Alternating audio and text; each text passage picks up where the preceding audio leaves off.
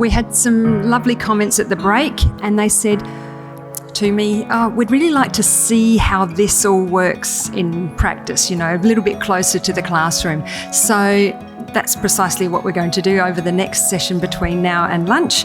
The first activity that we're going to set you doing is a common one. Across languages, we have used some texts that are in English. Obviously, for the purposes of your classroom, you would be using your own target language texts.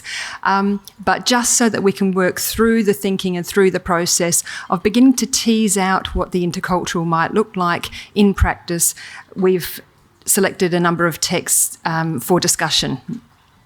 So what we'll do is ask you to look at your handout 2. In that, you'll see there are 3 texts. Now, these were just selected from the internet. They're just regular texts made in the local language and culture. But if you could spend 5 to 10 minutes reading through the text and then beginning to analyse it, deconstruct it, look at it more closely for the sorts of language and culture meanings that are in it. If you go to the end of the handout, there is a table with a series of questions.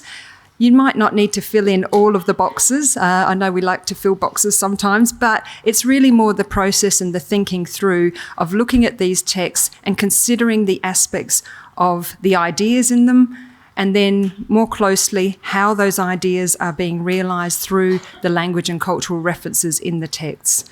Okay, so I'll leave you to read a little and then begin some discussion at your tables. Obviously, for the first one, it highlights the Australian icon of a barbecue. We had a great discussion when we were deconstructing what does it mean and how does it reflect culture. Because again, with the photographs, it highlights the stereotypical culture. And it has a stereotypical assumption that barbecues are masculine orientated. And this is also demonstrated through the abbreviations of the language, Barbies, youth. And then the one thing that we really... So you think it's speaking directly to more so to males, yes. Mm-hmm. And we had the question come up, and it's a great question actually. We asked ourselves, what if the roles were reversed? If the roles were reversed, would the language used be different in regards to the abbreviations, the imagery portrayed? Lovely. So the idea of whose perspective is embedded in this, and if you flip the perspective or see it from a different perspective, how would that impact language? Lovely. I mean, what a fantastic question to ask students. Yeah. And this goes back to, of course, what Angela was saying before, how we internalize the language, and we have just done this through imagery, not just through verbalization. So this is a great topic of discussion. Absolutely. So yes, of course, we're interested in the words, the meaning through the words and through the form of the words, but also the broader semiotic, the broader meaning system of the images and the representations and so on, and aspects like gender and so on. We talked a lot about how the marketing teams clearly looked at all of these Australian stereotypes and tried to get as many of them on the page as they could. We've got the beach, we've got surfing, we've got a girl in summer wear looking like she's more at a music festival than a barbecue. We thought that maybe the marketing team looked at the first draft where the man barbecuing was in full focus and thought, oh no, we can't have that. Let's blur him out and put the girl front and centre there. And we have the idea that we're clever like that, we're true blue geniuses, but we're Aussie, so we're going to be a bit understated and say naturally we're pretty good at it. Yeah. We're not awesome, we're not American, we're pretty good. So there seems to be that real Aussie stereotype stuff, and then, hang on a minute, we better tone that down. Yes, lovely.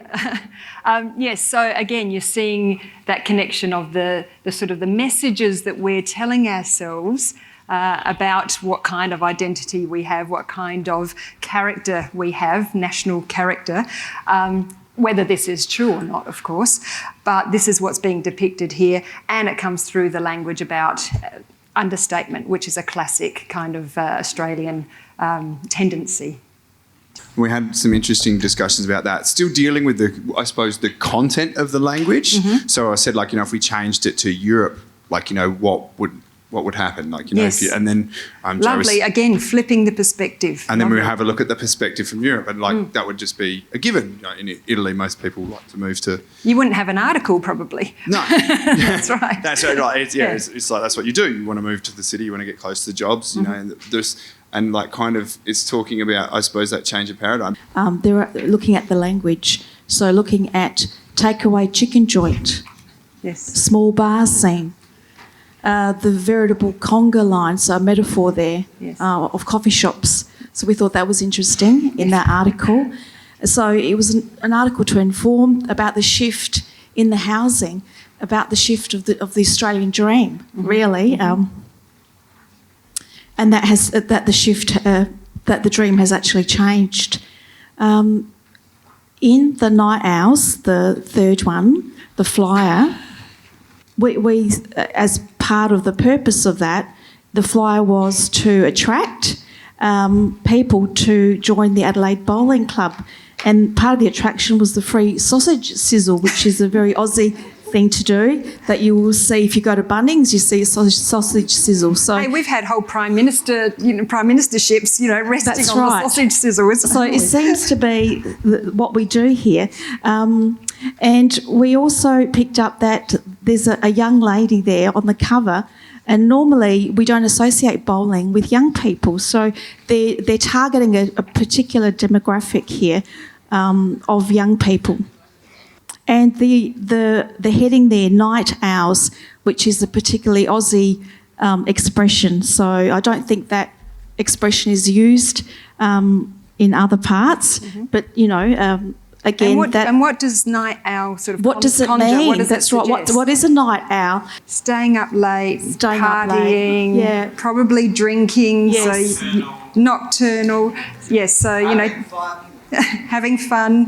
The whole idea of the contrast with what we normally expect of lawn That's bowls. right. Yes. That's right. It's making it more exciting for that demographic. Yeah. Yes. Okay. Lovely.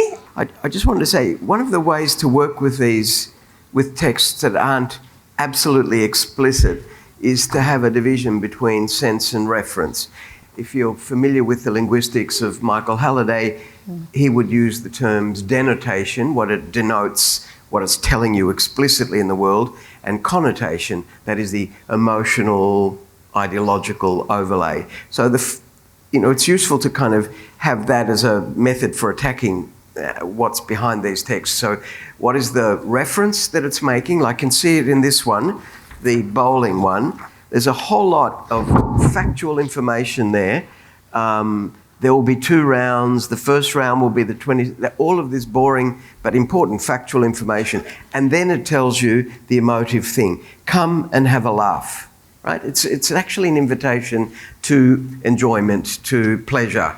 So that's the sense of it, or the connotation of it, which is an emotive appeal. And all of them have this binary element when they gravitate between them. And what makes these really distinctively Australian, and therefore interesting from an intercultural point of view, is that they're shot through with informality and defying expectations. And the best version of that one is in this one, I think, the text number 2, in the second paragraph, where it's basically creating expectations and then defying them. It says, the move wasn't precipitated by what? Wanting to be closer to a better school? That would be a good thing, wouldn't it? You would admire someone who did that for their child. So you see what they're doing? They're creating, or the author and the people who said, they're creating this thing that's saying, that would be a noble thing to do. It would be a noble thing to go to an aging grandparent, right? If you move closer, no one could challenge you on that. You're looking after your granny. Or for financial or work reasons. Both of these are practical things. But the killer that follows next, it wasn't for any of these virtuous reasons. It was actually just to have a better time, drive less, all these selfish reasons. And they're connoting that, which is normally a negative thing, in a positive way. So I think sense and reference or denotation are a useful kind of dichotomy to get into the analysis. Are they creating expectations, then defying them? What is the specific reference in the world, and what sense are they giving it? Lovely. Thank you, Jo. Oh, thank you, Jo.